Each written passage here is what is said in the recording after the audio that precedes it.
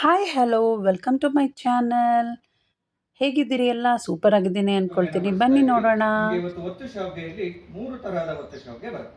ಮೊದಲಿಗೆ ಒತ್ತು ಶಾವಿಗೆ, ಹಳ್ಳಿಯ ತುಪ್ಪ, ಹುಣಸೆ ರಸ. ಇದೊಂದು ಹಳ್ಳಿಯ ರುಚಿ. ಮೂರನ್ನು ಕಲಸಿ ತಿನ್ಬೋದು ಅಥವಾ ಅದ್ದಿ ಅದ್ದಿಯಾದ್ರೂ ತಿನ್ಬೋದು. ಎರಡನೆಯದು ಒತ್ತು ಶಾವಿಗೆ, ಹಳ್ಳಿಯ ತುಪ್ಪ, ತಾಯಿಯ ಹಾಲು. ಇದು ಒಂದು ಸಿಹಿ. ಈ ಸಿಹಿಯನ್ನು ಇದೇನಪ್ಪ ಬೇರೆ ಇವರು ಬಾಳೆ ಎಲೆ ಮುಂದೆ ಯಾವುದೇ ಕೂತಿದ್ದಾರೆ, ಇಲ್ಲ. ಯಾರೋ ಇದರ ಏನೋ ಗಮವನ್ನು ಮಾತಾಡ್ತಿದ್ದಾರೆ ಅಂತ ಗಮನಿಸಿ. ಅನಿಸ್ತಾ ಇದೆ ಅಲ್ವಾ? ಎರಡನೆಯದು ಅವಲಕ್ಕಿಯಿಂದ ನೋಡಿ, ಮಾಡಿದ ಖಾರ ಇದು ಗಂಜಿ. ಒಂದು ಇದಕ್ಕೆ ತುಪ್ಪವನ್ನು ಪರಿಶುದ್ಧವಾದ ಬಳಸ್ತೀವಿ. ಸ್ಥಳ ನೆಂಟರಿಗೆ ಅಂತ ಹುಣಸೆ ಹೇಳ್ಬೋದು. ಹಣ್ಣಿನಿಂದ ಅಷ್ಟೇ ಮಾಡಿಕೊಡುವುದು ಅಲ್ಲ, ವಿಶೇಷ. ಪರಿಶುದ್ಧವಾಗಿ ಮುಂದೆ ಮಾಡಿರೋ ಮೂರನೇ ತಿಂಡಿ. ಖಾದ್ಯಗಳನ್ನ ನಮಗೆ ಅಲ್ಲಿ ಬಡಿಸ್ತಾರೆ. ಬಹಳ ಚೆನ್ನಾಗಿದೆ.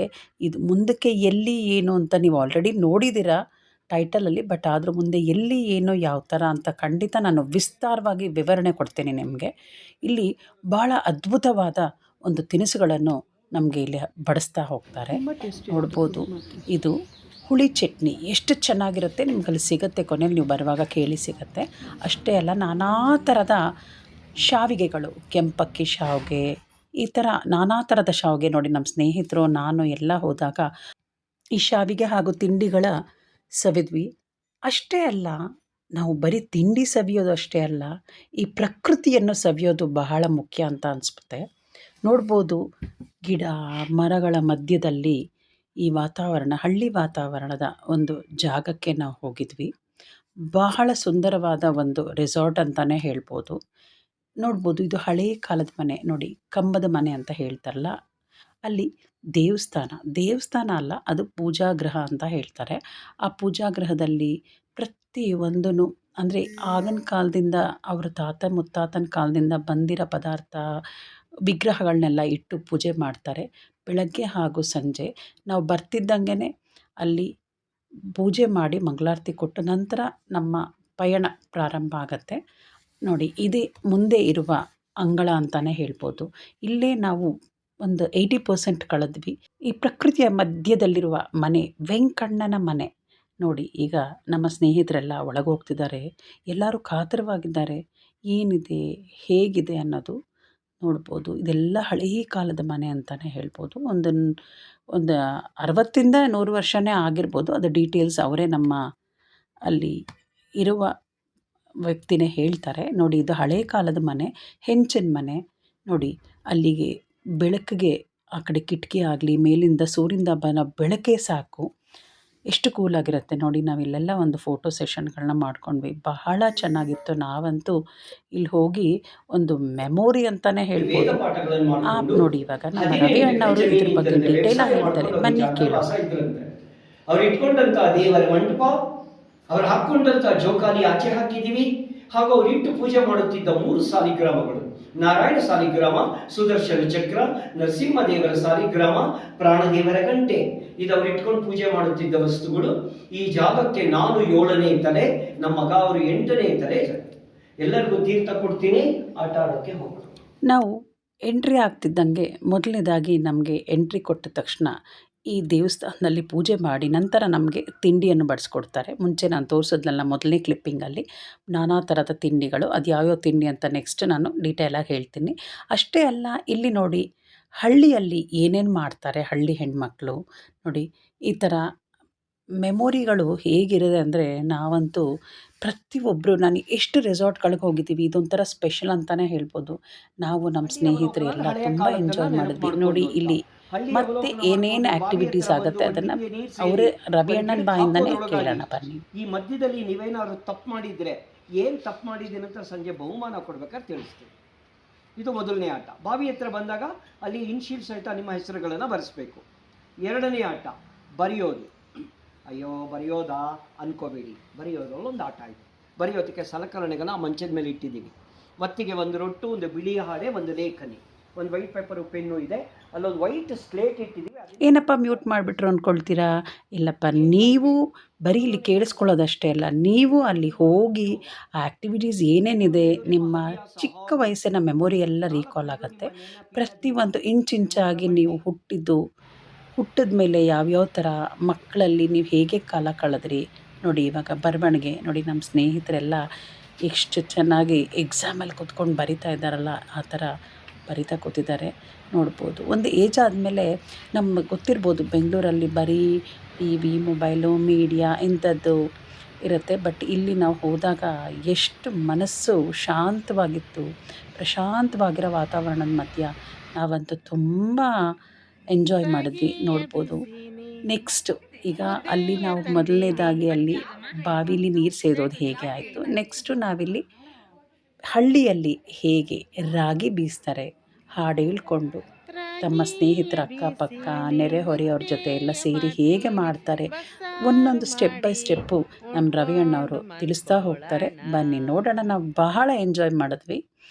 ನಂತರ ರಂಗೋಲಿ ನೋಡಿ, ಒಂದು ಹೆಣ್ಣಿಗೆ ಏನೇನು ಬೇಕು ಪ್ರತಿ ಒಂದು ಆ್ಯಕ್ಟಿವಿಟೀಸು ಇಲ್ಲಿ ನಮಗೆ ತೋರಿಸ್ಕೊಡ್ತಾರೆ. ಒಂದು ಹಳ್ಳಿ ಹೆಣ್ಣು ಏನೇನು ಕಲ್ತಿರಬೇಕು, ಏನೇನು ಮಾಡಿರಬೇಕು ಅಂತ ನೋಡಿ. ರಂಗೋಲಿಗಳು ಅಷ್ಟೇ ಬಹಳ ಸುಂದರವಾಗಿ ರಂಗೋಲಿಗಳನ್ನು ಮೂಡಿಬರ್ಸಿದ್ದಾರೆ ನಮ್ಮ ಸ್ನೇಹಿತರೆಲ್ಲ. ನೋಡಿ, ಇದು ನಾನು ಬಿಡಿಸಿರೋ ರಂಗೋಲಿ. ನನಗೆ ಚುಕ್ಕಿ ರಂಗೋಲಿ ಬರೋದಿಲ್ಲ, ಎಳೆ ರಂಗೋಲಿ ಫ್ರೀ ಸ್ಟೈಲ್ ಮಾಡ್ತೀನಿ. ಬಟ್ ನೋಡಿ, ಇದರಲ್ಲಿ ಒಂದು ಟ್ವಿಸ್ಟ್ ಇದೆ. ಯಾರಿಗೆ ಅದರಲ್ಲಿ ಪ್ರೈಸ್ ಬಂತು ಅಂತ ನಾನು ಕಡೆಯದಾಗಿ ತಿಳಿಸ್ಕೊಡ್ತೀನಿ. ನೋಡಿ, ಈ ಥರ ನಿಮಗೆ ಬಂದರೆ ಎಷ್ಟು ಬರುತ್ತೋ ಅಷ್ಟು ಬಿಟ್ಟರೆ ಬಹಳ ಸಂತೋಷ ಅಲ್ವಾ. ಇದೊಂದು ಆ್ಯಕ್ಟಿವಿಟಿ ಅಂತಲೇ ಹೇಳ್ಬೋದು. ಹಾಗೂ ಅಲ್ಲಿ ಏನೇನು ಪದಾರ್ಥಗಳು ಸಿಗುತ್ತೆ ಅಲ್ಲೂ ಸೇಲು ಮಾಡ್ತಾರೆ. ನೀವು ಖಂಡಿತ ಕೇಳಿ ಅದನ್ನು ಪಡ್ಕೊಳ್ಬೋದು. ನೋಡಿ, ಇವಾಗ ನಮ್ಮ ರವಿ ಅಣ್ಣವ್ರು ಇಲ್ಲಿ ಮುಖ್ಯಸ್ಥರವರು. ರವಿ ಅಣ್ಣವರು ಎಷ್ಟು ನೀಟಾಗಿ ಪ್ರತಿಯೊಂದು ಬಿಡಿ ಬಿಡಿಯಾಗಿ ನಮಗೆ ಎಕ್ಸ್ಪ್ಲೇನ್ ಮಾಡ್ತಾ ಹೋಗ್ತಾ ಇದ್ದಾರೆ. ಹೇಗೆ ನನ್ನ ಬಾಯಿಂದ ಕೇಳೋದಕ್ಕಿಂತ ನಮ್ಮ ರವಿ ಅಣ್ಣವ್ರ ಬಾಯಿಂದ ಕೇಳ್ರಿ, ಅಷ್ಟು ಚೆನ್ನಾಗಿ, ಅಷ್ಟು ಸ್ಪಷ್ಟವಾಗಿ, ಮನ ತಟ್ಟ ಹಾಗೆ ಪ್ರತಿಯೊಂದು ಎಕ್ಸ್ಪ್ಲೇನ್ ಮಾಡ್ತಾರೆ. ಬನ್ನಿ ಕೇಳೋಣ. 10 ನಿಮಿಷಕ್ಕೆ ತಲೆ ಚಕ್ಕರ್ ಬಂದ್ಬಿಡುತ್ತೆ. ನೀವು ನಗರದಲ್ಲಿ ನೋಡ್ತೀರಾ, ಜರ್ದ ಹಾಕ್ಕೊಂಡಿರೋರು ನುಂಗಕ್ಕಿನ್ನ ಉಗಿಯೋದೇ ಜಾಸ್ತಿ. ಯಾಕಂದ್ರೆ ಅವ್ರು ಎಲ್ಲವನ್ನೂ ನುಂಗಕ್ಕಾಗಲ್ಲ. ಅಪ್ಪಿ ತಪ್ಪಿ ಒಂಚೂರು ಒಳಗಡೆ ಹೋಗಿರೋದೇ ಅವ್ರಿಗೆ ತಲೆ ಸುತ್ತಾ ಇರುತ್ತೆ. ಅವ್ರಿಗೆ ಜಾಸ್ತಿ ಇನ್ ತಕ್ಷಣ ಆಚೆ ಹೋಗಿದ್ದು ಬಿಡ್ತಾರೆ. ಇದೇನಪ್ಪ ಪಾನ್ಪರಾಗ ಬಗ್ಗೆ ಹೇಳ್ತಿದ್ದಾರೆ ಅಲ್ಲ, ಅಡಿಕೆ ಹೇಗೆ ತಯಾರಿಸ್ತಾರೆ, ಅದರಲ್ಲಿ ಏನೇನು ಅಂಶ ಇದೆ ಅಂತ ತಿಳಿಸ್ಕೊಡ್ತಾರೆ. ಬನ್ನಿ ಡೀಟೇಲಾಗಿ ಕೇಳ್ಕೊಳ್ಳೋಣ.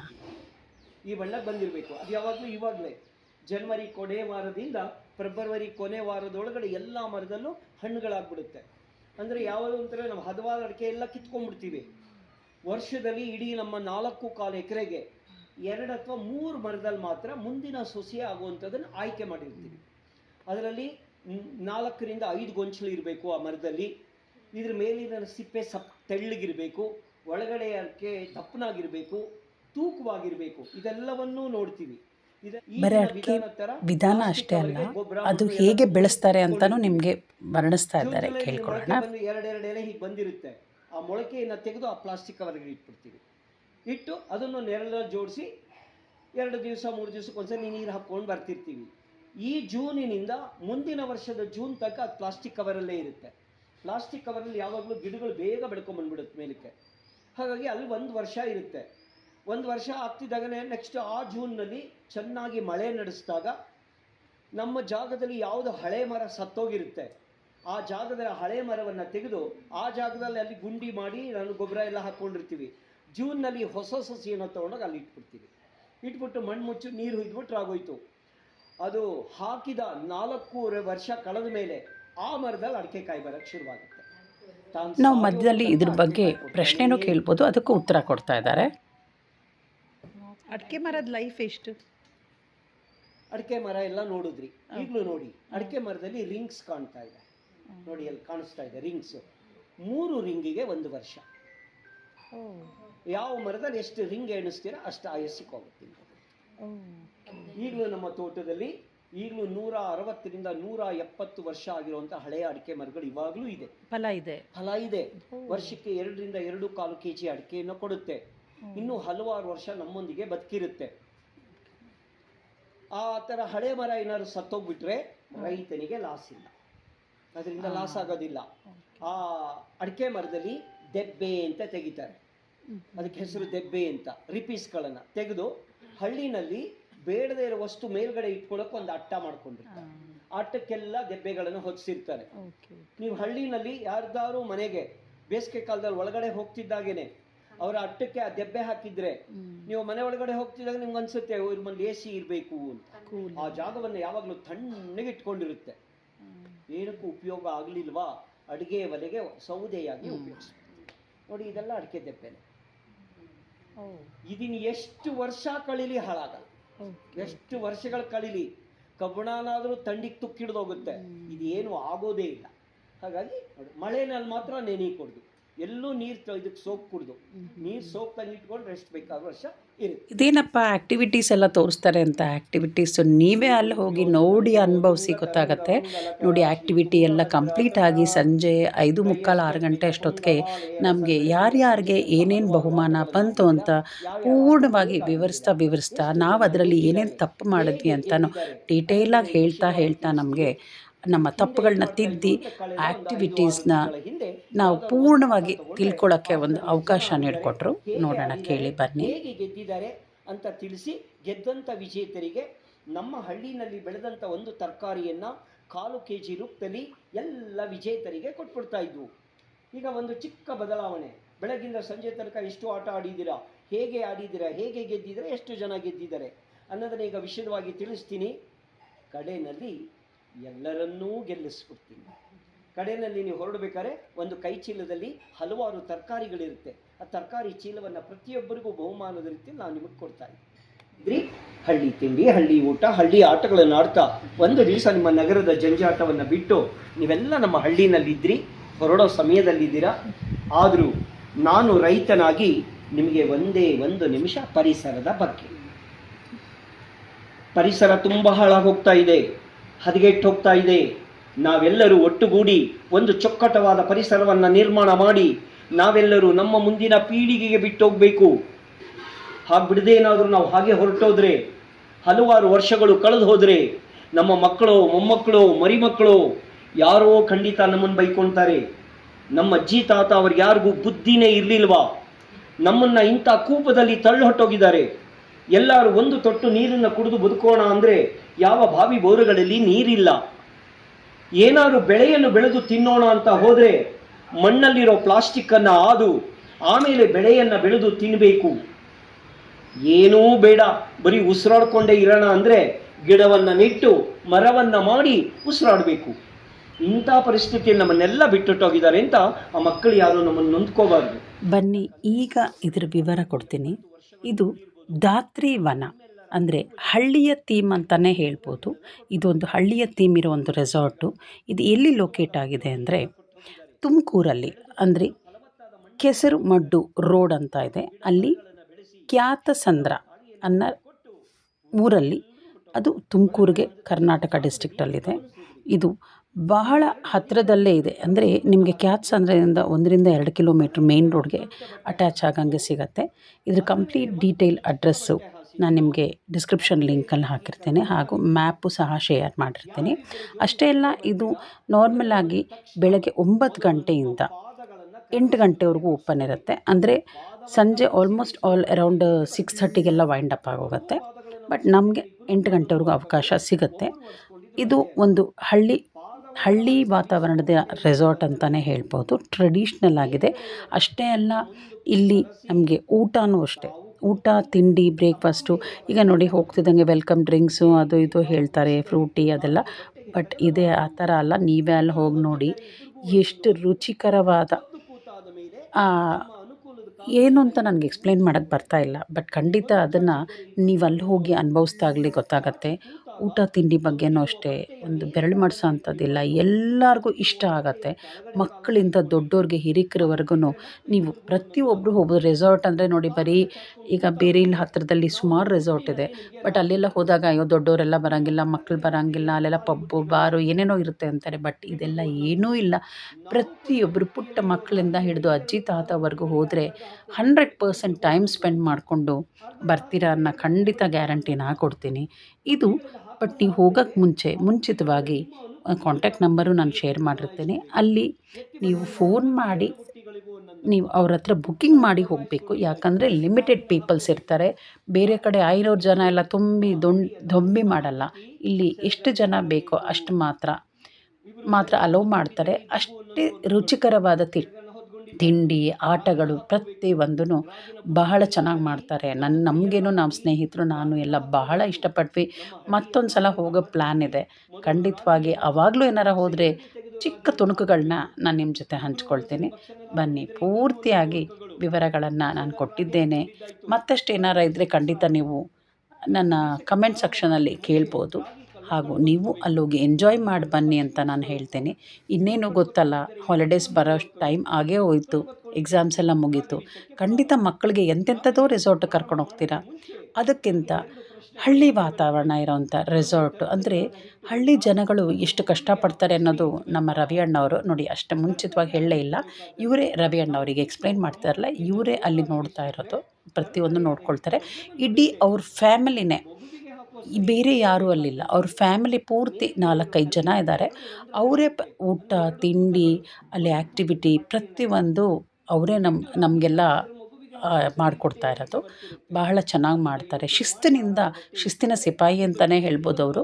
ಎಷ್ಟು ಸ್ಟ್ರಿಕ್ಟಾಗಿ ಅವ್ರ ಮಾತಿನ ಶೈಲಿನೇ ನೋಡ್ತಿರ್ಬೋದು, ಅವರ ಟಾಕಿಂಗ್ ವೇ ಎಷ್ಟು ಶಿಸ್ತಲ್ಲೇ ಮಾತಾಡ್ತಾ ಇದ್ದಾರೆ.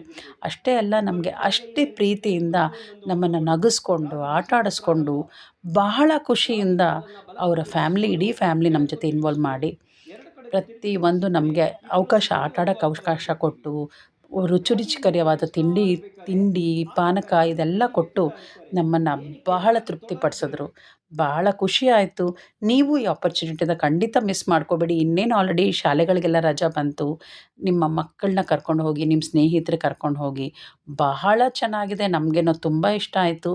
ನೀವು ಇದನ್ನು ನಾನು ಹಂಚ್ಕೊಂಡಿರೋದು ಅದೇ ಕಾರಣಕ್ಕೆ. ಎಷ್ಟೊಂದು ರೆಸಾರ್ಟ್ಗೆ ಹೋಗಿದ್ದೀವಿ, ನನಗೆ ಲಿಮಿಟೆಡ್ ರೆಸಾರ್ಟ್ಗಳಿಗೆ ಹೋಗಿರೋದ್ರಲ್ಲಿ ದಿಸ್ ಈಸ್ ದ ಬೆಸ್ಟ್ ಅಂತಲೇ ಹೇಳ್ಬೋದು.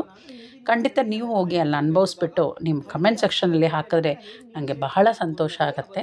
ಓಕೆ, ನೆಕ್ಸ್ಟ್ ವೀಡಿಯೋದಲ್ಲಿ ನಾನು ನಿಮ್ಮ ಜೊತೆ ಸಿಗ್ತೇನೆ. ಬನ್ನಿ, ಪೂರ್ತಿಯಾಗಿ ಕೇಳಿ. ಅಷ್ಟೇ ಅಲ್ಲ, ನೀವು ಇಲ್ಲೇ ನೋಡಿಬಿಟ್ರೆ, ಇಲ್ಲೇ ಕೇಳಿಬಿಟ್ರೆ ಪ್ರಯೋಜನ ಇಲ್ಲ ಅಲ್ಲ. ಅಲ್ಲಿ ಹೋಗಿ ಮುಖಾಮುಖಿ ಫೇಸ್ ಟು ಫೇಸ್ ಪ್ರತಿಯೊಂದು ಪ್ರಕೃತಿ ಆಗಲಿ, ಅಲ್ಲಿ ತಿನಿಸುಗಳಾಗಲಿ, ಅಲ್ಲಿ ಆ್ಯಕ್ಟಿವಿಟಿ ಆಗಲಿ ನೀವೇ ನೋಡಿದ್ರೆ ಇನ್ನೂ ಎಂಜಾಯ್ ಮಾಡ್ತೀರಾ. ಓಕೆ ಸ್ನೇಹಿತರೆ, ಸಿಗೋಣ ಮತ್ತೊಂದು ವಿಡಿಯೋ ಜೊತೆ ನಿಮಗೆ ಸಿಗ್ತೀನಿ. ಓಕೆ, ಬಾಯ್, ಟೇಕ್ ಕೇರ್. ವೃಕ್ಷಋಣ ಬೇಸಿಗೆ ಕಾಲದಲ್ಲಿ ಒಂದು ಮರದ ಕೆಳಗಡೆ ನಿಂತು ಅದರ ನೆರಳಿನ ಆಶ್ರಯವನ್ನು ನಾವು ಪಡೆದು ಬಿಟ್ಟಿರ್ತೀವಿ. ನೆರಳಿನ ಋಣದಲ್ಲಿ ನಾವಿರ್ತೀವಿ. ಹೇಗೆ ನೆರಳಿನ ಋಣವನ್ನು ನಾವು ಹೋಗಲಾಡಿಸ್ಕೊಳ್ಳೋದು? ಒಂದು ಕೊಡ ನೀರನ್ನು ಒಂದು ವೃಕ್ಷದ ಬುಡಕ್ಕೆ ಹಾಕೋದ್ರಿಂದ ನೆರಳಿನ ಋಣ ನಮ್ಮಿಂದ ದೂರ ಆಗಿಬಿಡುತ್ತೆ.